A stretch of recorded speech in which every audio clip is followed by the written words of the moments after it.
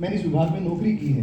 APRO से मैं retirement ली मैंने देखा जब ये DPRO में मैं आया था तो बहुत सारे मेरे DPRO के साथियों के चेहरे चहके हुए थे, बाल काले थे, शरीर चुस्त दुरुस्त था। आज 20 साल के बाद भी वो काम कर रहे हैं। आज उनके बाल सफ़ेद हो चुके हैं, शरीर ढीला हो चुका है, आंखों के नीचे काले गड्ढे हो गए हैं। उसके बावजूद भी कैमरा उठाए या मोबाइल उठाए आपकी सेवा में आज भी काम कर रहे हैं। मैं चाहता हूँ इन अनसंग हीरोज़ के लिए आप हाथ उठाकर तालियां बजाएंगे तो मुझे अच्छा लगेगा।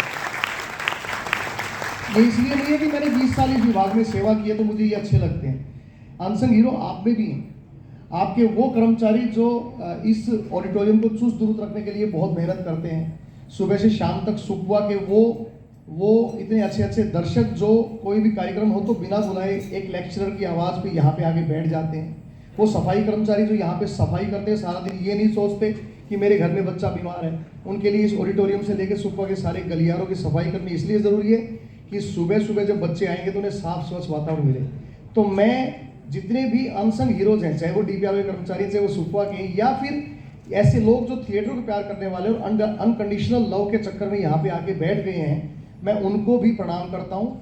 और इस प्ले के जो जितने भी कलाकार हैं या मनीष भाई ने जो प्रयास किया है उनको भी प्रणाम करता हूँ। और क्योंकि ये सुपवा जो है वो ऑब्वियसली कलाकारों का ही यूनिवर्सिटी है, कॉलेज है, तो यहाँ पे हर साल कुछ बच्चे कुछ सपने लेके यहाँ से निकलते हैं। बड़ा भाई होने के नाते मैं उन भाई बहनों को ये सलाह ज़रूर दूंगा, बिना मांगे सलाह वैसे देनी नहीं चाहिए, लेकिन क्योंकि मुझे लगता है कि मुझे ऐसा बोलना चाहिए एक मंच पे आके, तो मैं उन्हें सलाह दूंगा कि अपने सपनों को उड़ान देने के लिए देखो आपको कीमत तो चुकानी पड़ेगी। इसलिए वो कीमत चुकाने की बिना पे आप लोग मुंबई जाएं या यहाँ रहें, अपने सपनों को साकार करने के लिए, उनको पंख देने के लिए आपको कीमत चुकाने के लिए हमेशा तैयार रहना होगा। कुछ पाने के लिए कुछ खोना पड़ता है, सुना तो बहुत था। अच्छी बातें तो स्कूल की दीवारों पर भी लिखी रहती हैं, लेकिन आप लोग उन अच्छी बातों को, मैं बहुत पहले मैंने एक जुमला पढ़ा था स्कूल की दीवार पे लिखा था, जिसके पैर ना फटी बीवाई वो क्या जाने पीर पर आई। लेकिन वो बहुत लगभग 30-35 साल पहले मैंने वो पढ़ा था, लगा कि कोई पेपर में आएगा मुहावरा तो, बट जब मैंने खुद पे झेला तो पता लगा कि यस, ये जुमला तो जिसने भी लिखा होगा उसने सहन किया होगा। सो पहले आप सहन करते हैं, फिर महसूस करते हैं, और उस महसूस और सहन करने में 15, 20, 25, 30 साल का अंतराल लग जाता है, और उसके बाद उस मुहावरे के ऊपर अपनी स्टैम्प लगाते हैं। मैं ये आपको अनुरोध कर रहा हूँ कि जो चीज़ें स्टैम्प्ड हैं पहले से ही, उन पे आग मीच के विश्वास कर लोगे तो उससे आगे चल पड़ोगे। उस मुहावरे को अगर महसूस करके और उसके बाद उस पर स्टैम्प लगाने का इंतजार करोगे तो 25-30 साल हमारी तरह, जिस तरह हमारी पीढ़ी निकल गई। तो मेरे छोटे जो युवा भाई बहन हैं, जो चीज़ें पहले हैंड प्रूव हो चुकी हैं उनको मान लो, और आपके अंदर जो ऊर्जा है वो उसका इस्तेमाल करो। वो ऊर्जा एक परमाणु बम की तरह है, एक यूरेनियम की ऊर्जा है आपके अंदर, जिससे बिजली भी बनाई जा सकती है और बम भी बनाया जा सकता है। आप कृपया करके उस बिजली से, उस ऊर्जा से बिजली बने, बम ना बने, इसका प्रयास करना। एक यहाँ पे थिएटर और फिल्म के बच्चों को मैं एक और अनुरोध करना चाहूँगा। देखिए, हम लोग जब 15 से 25 की उम्र में होते हैं, और खासकर हम जब एक्टिंग करते हैं, गाते हैं, म्यूजिक बनाते हैं, थिएटर करते हैं, तो हमारे अंदर जो क्रिएटिव ऊर्जा है वो क्रांतिकारी ऊर्जा के साथ मिक्स हो जाती है, और उसका फायदा फिर समाज के वो लोग उठाते हैं जिन्हें राजनीति करनी होती है। तो किसी भी राजनीति में ना फंस के आप अपनी कला को नए आयाम दो, ऊंचाइयां प्रदान करो, नेगेटिविटी से थोड़ा सा बच के रहो। ये मेरी आपसे सलाह है, क्योंकि हर कदम पे आपको इस्तेमाल करने वाले लोग बैठे हुए हैं। सो आपका धन्यवाद करता हूँ, और धन्यवाद करता हूँ माननीय मुख्यमंत्री महोदय श्री मनोहर लाल जी का, जिन्होंने इस प्ले के लिए खासकर मेरी ड्यूटी लगाई थी मनीष भाई के सामने ही, कि पूरे हरियाणा में ये प्ले होना चाहिए, हर जिले में होना चाहिए। मैं तो कहूँगा कि ना केवल प्ले, ना केवल गीत संगीत, ना केवल स्वांग, ना केवल नृत्य, कला का वो हर पार्ट हर हरियाणा के उस हिस्से तक पहुँचाना हमारे माननीय मुख्यमंत्री जी ने जिम्मेवारी ली है, जिस कला के कारण एक कलाकार को प्रोत्साहन मिलता है और उस कला के कारण पूरे समाज में हमारी पहचान होती है। ऑब्वियसली हरियाणा एक क्रांतिकारी सा स्टेट रहा दिल्ली के आसपास में। जब भी यहाँ पे आक्रमण होता था, चाहे वो मुगलों के समय में हुआ या उससे पहले हुआ, सो हरियाणा को जरूर पीसा जाता था। 3 लड़ाइयाँ हुई साहब पानीपत की, और उन तीनों लड़ाइयों में हरियाणा खाम में पीसा। तीनों लड़ाइयों में बाहर से आके लोग लड़े और हरियाणा के लोग उनमें इस्तेमाल हुए, पिसे, मरे। महाभारत में भी ऐसा ही हुआ। लेकिन मैं ये कह रहा हूँ कि इन लड़ाइयों के बावजूद अगर हमने अपनी संस्कृति बचा के रखी है तो वो हमारे पूर्वजों की वजह से है, वो हमारे जो पुराने कलाकार थे उनकी वजह से है। हम अगर स्वांग की बात करें तो 200 साल पुराना इतिहास है। अगर हम महिलाओं के गीतों की बात करें तो 1500 साल पुराना इतिहास है। अगर हम महिलाओं के लोक नृत्य की बात करें तो 3-3 हज़ार साल पहले से ही हमारे लोक नृत्य चलते आए हैं।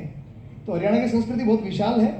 उसको जो वो संस्कृति असली रूप में थी, खालिश जो संस्कृति थी, उसको उसी रूप में रखे और नए इनोवेशंस को आपको पहचान देनी है। ये नहीं है कि हम पुराने ढर्रे के साथ चलते गए तो हम नए को नहीं अपना पाएंगे, और अगर सिर्फ नए ढर्रे को अपना लिया तो पुरातन संस्कृति की इज्जत नहीं की तो वही होगा जो जड़ों से टूटने के बाद पत्ते का होता है। तो मित्रों, जो पुरानी संस्कृति है उसकी इज्जत करें और नया जो एक्सपेरिमेंट है उसको मान सम्मान दें। मार्केट में जमने के लिए आपको नया करना पड़ेगा।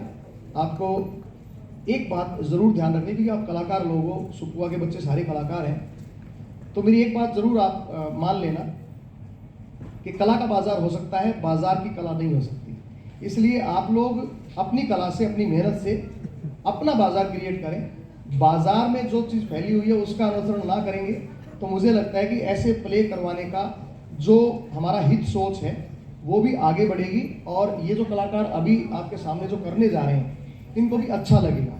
क्योंकि एक अच्छे और बुरे में सिर्फ इतना ही अंतर है जितना सनी लियोनी में और रेखा जी में। सो आप लोग कृपया करके ऐसे वातावरण में जहाँ पे सफल होने के लिए 5 लोगों ने ताली बजाई हुई रहने दो, क्योंकि जब सारे इकट्ठे मिलकर होता तो लाके भी मैंने तो साची बात कही है, नहीं तो मैं तो अपनी बात कहकर बैठ जाऊँगा। दूसरा, मैं ये मानता हूँ कि आज चाहे वो OTT प्लेटफॉर्म है, चाहे वो फिल्में हैं, या हमारे हरियाणा का भी गीत संगीत लगा लो, या आसपास के स्टेट से भी जो संगीत हमें अट्रैक्ट करता है, या विदेशी संगीत, चाहे वो जस्टिन बीबर हो, चाहे वो पंजाब के सिंगर हो, चाहे हरियाणा के सिंगर हो, कहीं ना कुछ गलत हो जाता है, पर वो दर्शक की भी जिम्मेदारी है कि उस गलत को नकार के उसको प्रमोट ना करें। और हरियाणा के या पूरे प्रदेश के या देश के जो कलाकार साफ सुथरा काम कर रहे हैं उनके प्रोत्साहन के लिए एक शेयर बनता है। आज ये नाटक होगा, आप अपनी फेसबुक के वाल पे अगर इन कलाकारों के लिए प्रोत्साहन के रूप में अगर 2 लाइनें लिख देंगे तो हम पे एहसान होगा। अच्छी चीज़ को बढ़ाना चाहिए, बुरी चीज़ को नकार देना चाहिए। आपके हाथ में इतना है, सोशल मीडिया आप पे पावर है। उस सोशल मीडिया पे आप अगर कोई बुरी चीज़ है तो शेयर ना करें, अच्छी चीज़ तो शेयर कर दें। इतना आपका योगदान हमें चाहिए।